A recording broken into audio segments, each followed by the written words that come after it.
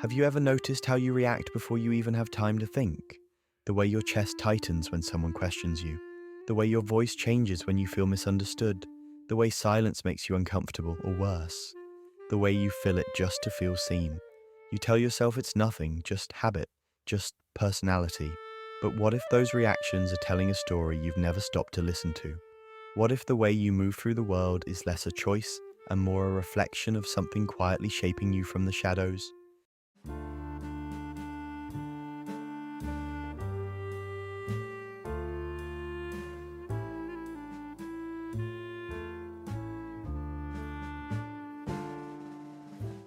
You might believe you know yourself. Most people do. You know what you like, what you dislike, what angers you, what comforts you. But beneath that surface identity lives something far more revealing. It shows itself in small, almost invisible moments. The pause before you speak your truth. The urge to seek approval even when you pretend you don't care. The discomfort you feel when you're alone with your thoughts, with no distractions left to hide behind. These reactions aren't random. They're patterns, and patterns always have origins. Think about the last time you held back words you wanted to say, not because they were wrong, but because you were afraid of how they might be received. Or the last time you laughed something off that actually hurt. Or the way you replay conversations in your head long after they've ended, wondering if you said too much or not enough. These moments feel ordinary, almost forgettable, but together they form a psychological fingerprint, a silent language your mind has been speaking for years. Psychology tells us that the brain is a prediction machine. It learns from repetition, from emotional consequence, from what once kept you safe. Neuroscience shows that your reactions are often faster than your conscious thoughts, wired into you through experience and memory. That's why you sometimes react in ways that surprise even you. It isn't weakness, it's conditioning, a nervous system doing exactly what it learned to do long ago. And yet, most people never question it. They move through life wearing emotional habits like invisible armor, convinced that this is simply who they are: strong, independent, easygoing, detached. But armor, no matter how polished, always comes from a time when you needed protection. And if you listen closely, you can almost hear the quiet weight of it. In your exhaustion, your restlessness, your longing for something you can't quite name. This is where the mirror appears, not to judge you, not to fix you, but to reflect something you've never fully seen. Because the truth is, the patterns shaping you today didn't begin today. They were formed slowly, silently, long before you had words for them. And once you begin to notice them, you can't unsee them. You start to realize that who you are isn't random. It's a story that started much earlier than you think. Have you ever wondered when you first learned to be the way you are, long before you had words for it? Before logic, before choice, before you even knew what personality meant? The truth is, you didn't wake up one day and decide to become guarded, anxious, pleasing, distant, or strong. You learned it quietly, the way children always do. By watching, by feeling, by surviving. Picture a child standing at the edge of a room, not speaking, just observing. The tone of voices, the tension in the air, the moments when laughter was welcomed, and the moments when silence was safer. Maybe that child learned that being loud brought trouble, so they became quiet, or that crying made adults uncomfortable, so they swallowed their tears. Maybe affection came only after achievement, so love slowly became something to earn rather than something to receive. No one explained these lessons out loud. They were absorbed, the way roots absorb water from the soil, slowly, invisibly, shaping everything that would grow later. A child doesn't analyze behavior the way an adult does. A child feels it. When warmth disappears after a mistake, the nervous system remembers. When attention arrives only during success, the brain connects worth with performance. When emotions are met with dismissal or anger, the body learns to lock them away. Psychology calls this adaptation. Attachment theory explains how early relationships become templates for future ones. Neuroscience shows how repeated emotional experiences carve pathways in the brain, teaching it what to expect, what to avoid, and what feels safe. So the child adapts. They become easy, or strong, or invisible. They learn to read rooms before speaking. They learn to sense moods before words are spoken. They learn that being loved might require becoming someone else. And none of this feels tragic at the time. It feels necessary. It feels intelligent. Because it is. These behaviors are not flaws. They are survival strategies crafted by a mind doing its best with what it was given. But here's the quiet tragedy. The child grows up and the strategies remain. The silence becomes emotional distance. The performance becomes perfectionism. The self-sufficiency becomes isolation. What once protected you now shapes how you love, how you argue, how you retreat. You may not remember the moments that taught you these lessons, but your nervous system never forgot them. And so you move through adulthood wearing patterns that once kept you safe, unaware that they are no longer serving you. Like armor worn long after the battle has ended, heavy and restrictive, mistaken for identity. You call it personality. You call it being just the way you are. But beneath it all is a younger version of you, still trying to stay safe in a world that once felt unpredictable. And this is where the story begins to shift, because once you recognize where the pattern was born, you begin to see how it follows you still, quietly shaping the person you believe you've chosen to become. Have you ever noticed how natural your reactions feel, as if they were simply who you are, even when they quietly exhaust you?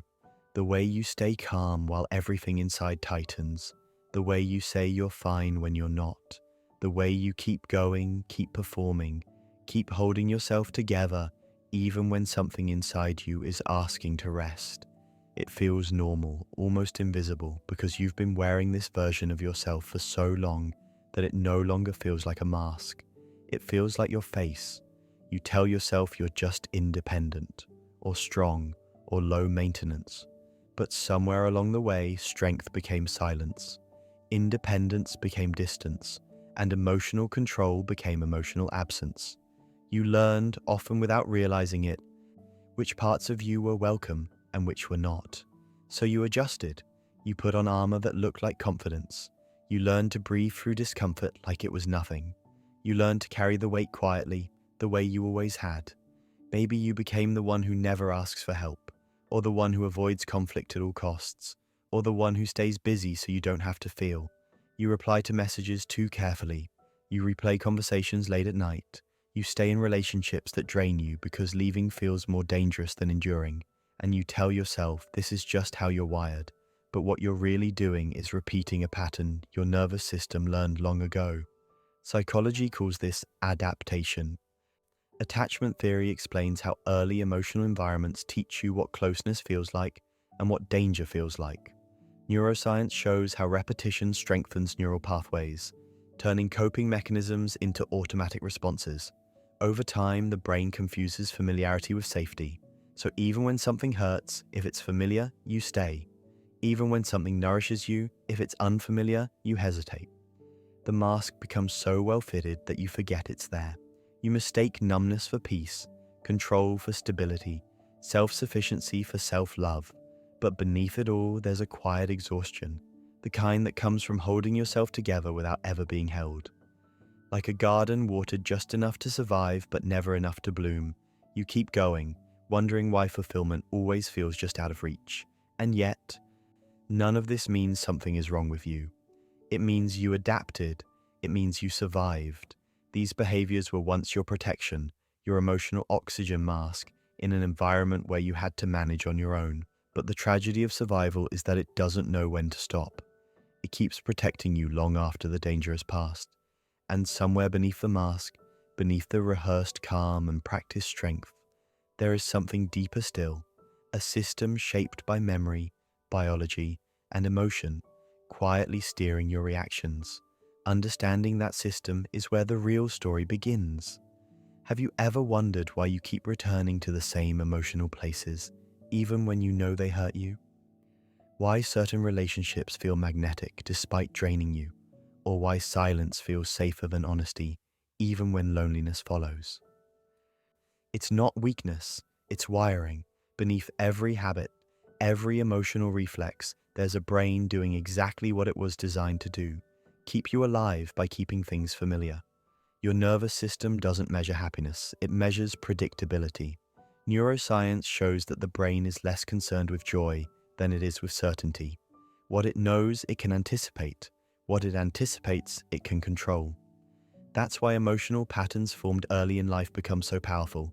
If chaos was familiar, your brain learns to expect chaos.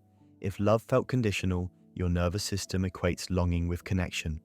This is how attachment styles form, not through logic, but through repetition. The brain records emotional experiences the way a body remembers pain, storing them deep in the limbic system where instinct lives. Dopamine plays its quiet role here too, not as pleasure but as anticipation. You don't crave what feels good, you crave what feels familiar. That's why people find themselves drawn to emotionally unavailable partners or stuck in cycles of overworking and burnout.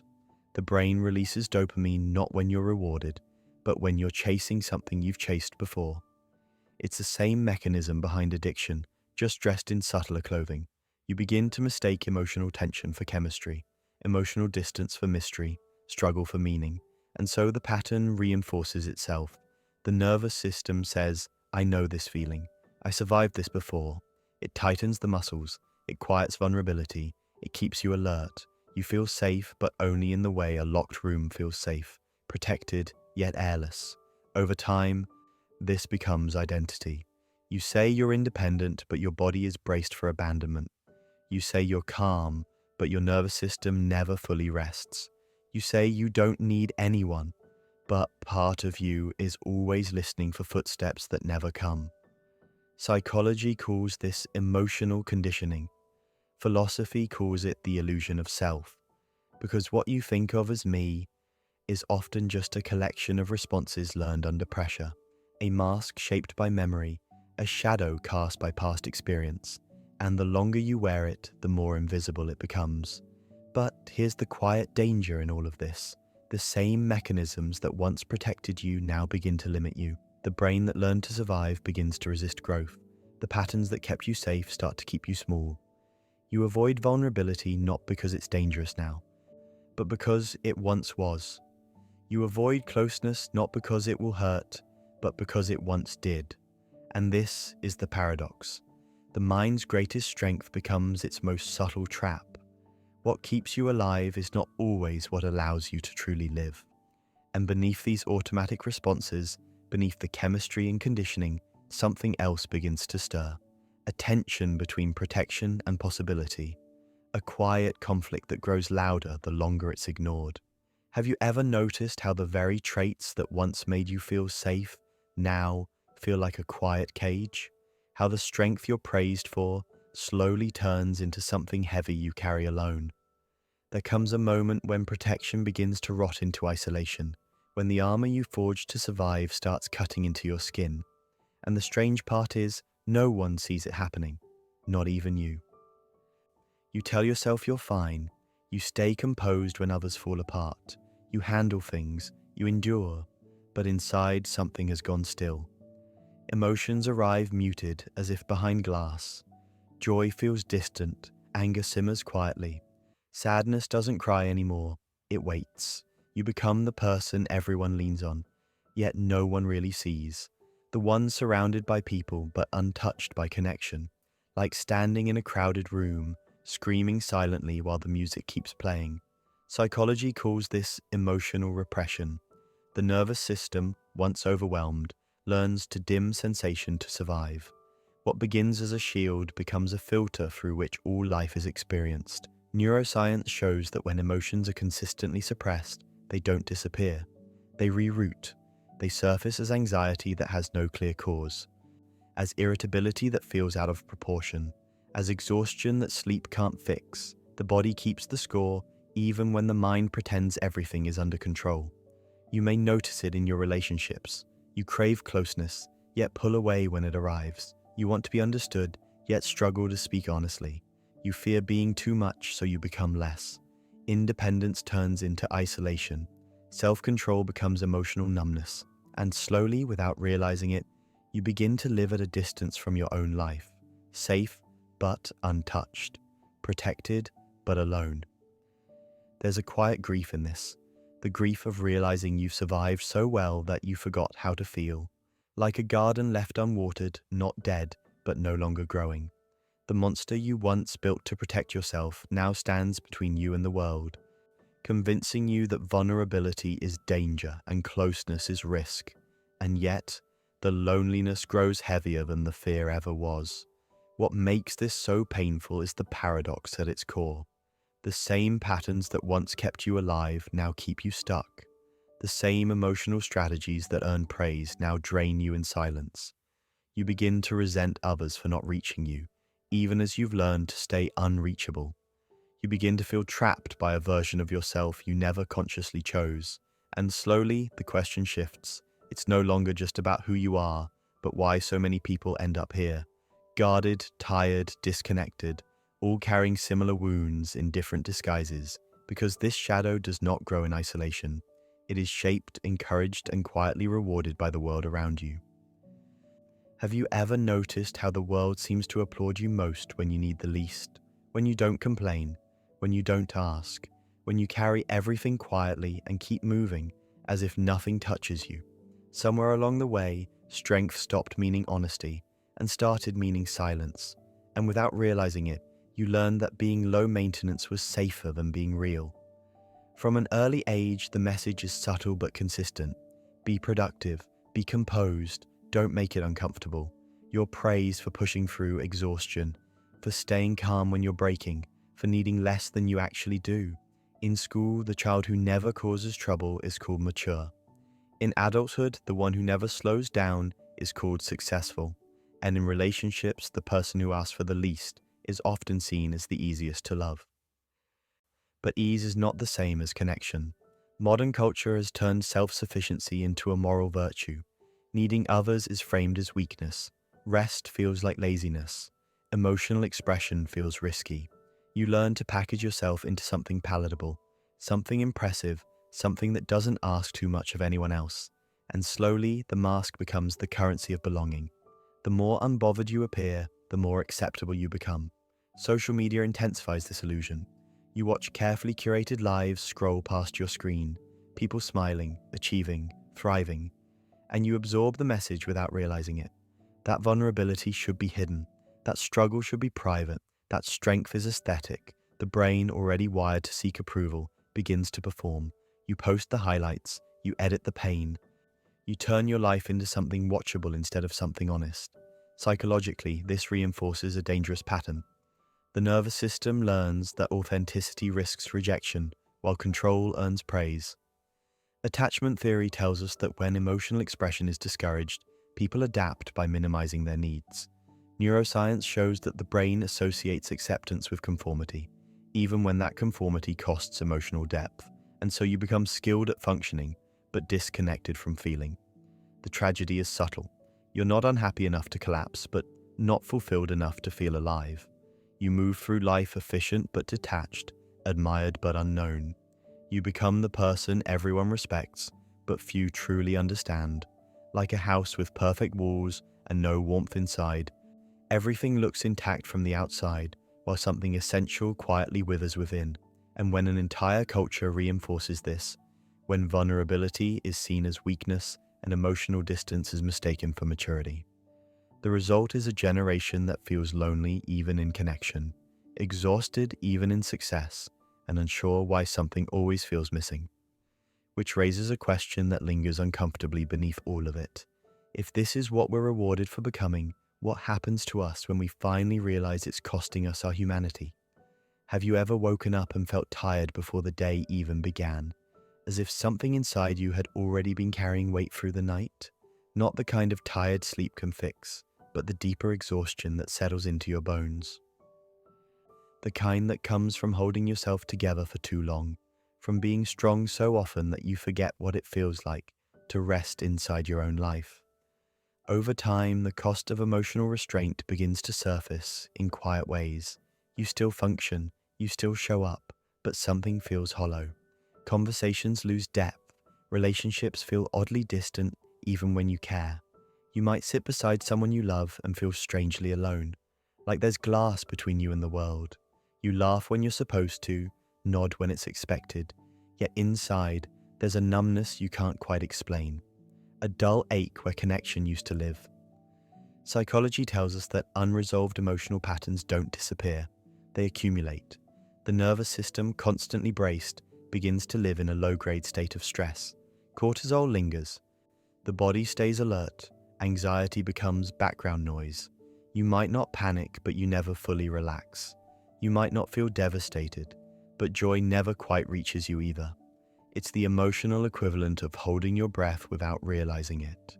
You see it in the small moments, the way you avoid difficult conversations because you're already so tired, the way relationships feel draining instead of nourishing, the way success feels strangely empty, as if you climb the mountain only to realize the view doesn't move you. You become the reliable one, the strong one, the one who doesn't need much, and slowly, that identity becomes a prison. Because strength without softness turns into isolation, and independence without connection turns into quiet despair. Neuroscience shows that when emotional expression is suppressed over long periods, the brain begins to dull its responses altogether. Pleasure fades, motivation weakens, the world loses color. It's not that you're broken, it's that your nervous system has learned to survive by minimizing feeling. Like a garden deprived of water, nothing dramatic happens at first. It simply stops growing. And the most painful part is how invisible this becomes. You don't collapse, you don't cry out for help, you just adapt again and again until the absence of fulfillment feels normal. You tell yourself this is adulthood, responsibility, reality, but deep down there's a quiet grief for a version of you that once felt more alive, more open, more real. Yet even here in this stillness, something important remains. The fact that you can notice this emptiness means it hasn't consumed you. Awareness, however faint, is the beginning of change, because the moment you recognize the weight you've been carrying, you also begin to realize that it doesn't have to be carried forever. And that realization, quiet, fragile, and easily ignored, is where the possibility of healing first takes root. What if healing isn't about becoming someone new, but finally meeting the parts of you that were left behind? What if the change you've been searching for doesn't arrive as a breakthrough, but as a soft recognition? The moment you realize you've been carrying yourself with clenched fists for years, healing in its truest form doesn't announce itself loudly. It arrives quietly, almost shyly, in the spaces where you stop running from what you feel. The shift begins with awareness. Not judgment, not fixing, just noticing. The moment you catch yourself reacting instead of choosing. The moment you feel the familiar tightness in your chest and pause instead of pushing through. Neuroscience shows that awareness alone begins to reshape neural pathways. When you observe a pattern without immediately acting on it, you interrupt the loop. You create space. And in that space, something new becomes possible. This is where integration begins. Not erasing the past, not shaming the coping mechanisms that once kept you alive, but understanding them. The child who learned to stay quiet did so for a reason. The part of you that avoids closeness learned that distance once meant safety. These parts are not enemies. They are younger versions of you, still doing the only job they ever knew how to do. Healing happens when you stop trying to silence them and start listening instead. You begin to notice your reactions with curiosity rather than criticism. You feel the urge to withdraw and ask yourself what you're protecting. You sense the impulse to overgive and pause long enough to ask whether it's love or fear driving you. Slowly, you learn to sit with discomfort instead of escaping it. And in doing so, you teach your nervous system something new. That discomfort is not danger, and vulnerability is not collapse. Boundaries start to form naturally, not as walls, but as clarity. You begin to recognize that your worth is not measured by usefulness, productivity, or emotional endurance. You learn that rest is not weakness, that asking for support is not failure, that your value was never meant to be proven through suffering. This is not a dramatic transformation. It's a quiet unlearning, a soft return to yourself. And over time, something shifts. The mask loosens, the inner tension softens, The world feels a little less threatening, not because it changed, but because you did. Like a garden finally receiving water after years of drought, parts of you begin to grow again, slowly, unevenly, but honestly. Healing does not mean you'll never struggle again. It means you'll recognize yourself when you do. It means you'll meet your fear with understanding instead of force. And in that understanding, you'll begin to sense something deeper than survival. A reconnection to who you were before the world taught you to hide. And as that awareness settles in, a final question quietly emerges, waiting to be answered. Not about who you've been, but about who you choose to become now that you can finally see yourself clearly. Have you ever wondered who you would be if nothing had ever scared you into becoming someone else? Not the version of you that learned to adapt or impress or endure, but the quieter self that existed before the world taught you how to survive. Somewhere beneath the habits, the reactions, the carefully built persona, there is a truth that has been waiting patiently, watching as you learn to wear your life like a mask. You weren't born guarded. You weren't born afraid of being too much or not enough. There was a time when your responses were honest, when your emotions moved freely through you like weather passing through open air. But life teaches quickly. It teaches through absence, through inconsistency, through moments where love felt conditional or safety felt uncertain. And so, slowly, a personality forms, not as an expression of truth, but as a response to threat. Psychology often calls this adaptation. Philosophy calls it illusion. Neuroscience simply observes it as pattern. But at its core, it is a story written by necessity. The mind learns what to show and what to hide. The nervous system learns when to soften and when to brace. Over time, these responses harden into identity. You begin to say, "This is just how I am," without realizing how much of that self was shaped by fear rather than choice. You see it in adulthood in subtle ways, the way you overthink words before speaking, the way you keep parts of yourself private, even with those who care about you, the way you stay busy to avoid stillness, or strong to avoid vulnerability. You may succeed, even thrive, yet feel oddly disconnected from your own life, like an actor who forgot the moment they stepped onto the stage, and yet, beneath all of it, something remains untouched. A quieter presence, the part of you that notices patterns instead of obeying them, the part that feels a pause before reacting. That awareness is not weakness, it is the beginning of freedom. Neuroscience tells us that awareness changes the brain. Philosophy tells us that awareness changes the self. And experience teaches us that the moment you can observe your behavior without judgment, you loosen its grip on you. Healing then is not a transformation. It is a remembering, a slow return to the self that existed before fear became fluent. You do not erase the past, you integrate it. You thank the armor for protecting you, and then you gently set it down. You learn that strength can be soft, that boundaries can exist without walls, that being seen does not mean being unsafe, and perhaps the most important realization of all is this: you were never broken, you were shaped.